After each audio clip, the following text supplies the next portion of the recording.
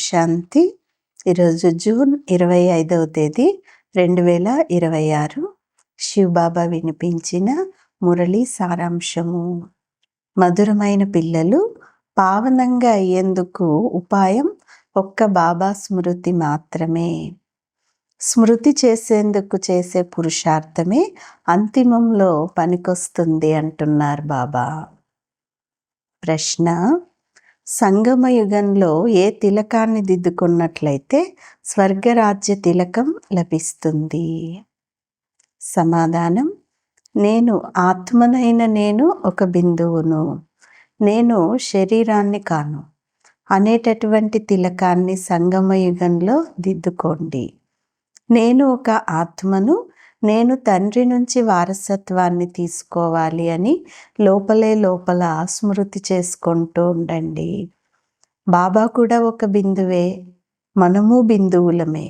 ఈ తిలకము ద్వారా స్వర్గరాజ్య తిలకం అనేది ప్రాప్తిస్తుంది. మీరు స్మృతి చేసినట్లయితే అర్ధకల్పము శోకము నుండి మీరు విముక్తులైపోతారు అని నేను గ్యారంటీ ఇస్తున్నాను అంటున్నారు బాబా. మంచిది. మధురాతి మధురమైన అపురూపమైన పిల్లలకు తల్లి తండ్రి బాప్దాదాల యొక్క ప్రియ స్మృతులు మరియు గుడ్ మార్నింగ్. ఆత్మిక తండ్రి, ఆత్మిక పిల్లలకు నమస్తే. ఆత్మిక పిల్లలు, ఆత్మిక తల్లి తండ్రికి ప్రియ స్మృతులు, గుడ్ మార్నింగ్ మరియు నమస్తే. నమస్తే. ధారణ కొరకు ముఖ్యమైన సారం.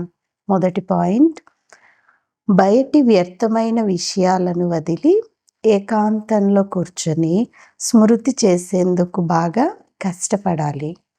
ఉదయమే లేచి విచారసాగర మథనం చేయాలి మరియు మీ చార్టును చూసుకోవాలి అంటున్నారు బాబా.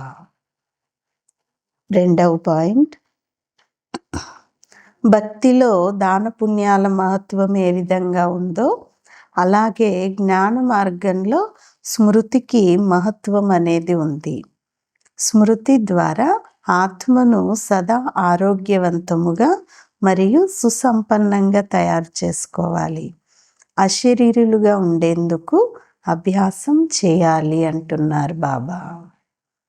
ఈరోజు వరదానం: కంబైన్డ్ రూపం యొక్క సేవ ద్వారా ఆత్మలను సమీప సంబంధంలోకి తీసుకువచ్చేవారు కంబైన్డ్ రూపధారి భవ. వరదానం యొక్క వివరణ: కేవలం శబ్దం ద్వారా సేవ చేయటంతో ప్రజలు తయారవుతున్నారు, కానీ శబ్దం నుండి అతీతమైన స్థితులై శబ్దంలోకి రండి. అవ్యక్త స్థితి మరియు శబ్దము. ఇటువంటి కంబైన్డ్ రూపం యొక్క సేవ వారసులను తయారు చేస్తుంది. శబ్దము ద్వారా ప్రభావితులయ్యే ఆత్మలు అనేక శబ్దాలను విన్నప్పుడు ఆవాగమనంలోకి వచ్చేస్తారు. కానీ కంబైన్డ్ రూపధారులుగా కంబైన్డ్ రూపం యొక్క సేవ చేసినట్లయితే వారిపై ఎటువంటి రూపం యొక్క ప్రభావం అనేది పడదు అంటున్నారు బాబా. స్లోగన్: సాధనాలలో అనంత వైరాగ్య వృత్తి యొక్క సాధన అనేది మర్జ్ అవ్వనివ్వకండి, అంటే దాన్ని దాచిపెట్టేయకండి అంటున్నారు బాబా. అవ్యక్త సూచన: సదా హర్షితంగా ఉండేందుకు మీ స్వభావాన్ని సరళంగా చేసుకోండి.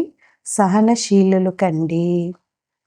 సహనశీలత గల పిల్లలు తమ సహనశీలత శక్తి ద్వారా ఎటువంటి కఠోర సంస్కారం కలిగిన వారైనా ఎటువంటి కఠిన కార్యమైనా శీతలంగా చేసేస్తారు లేక సహజంగా చేస్తారు. సహనశీలత గుణం కలవారు గంభీరులుగా ఉంటారు మరియు లోతులలోకి వెళ్తారు. వారు ఎప్పుడు కూడా గాబరా పడరు. లోతులలోకి వెళ్ళి సఫలతను ప్రాప్తి చేసుకుంటారు అంటున్నారు బాబా. మంచిది. ఓం శాంతి.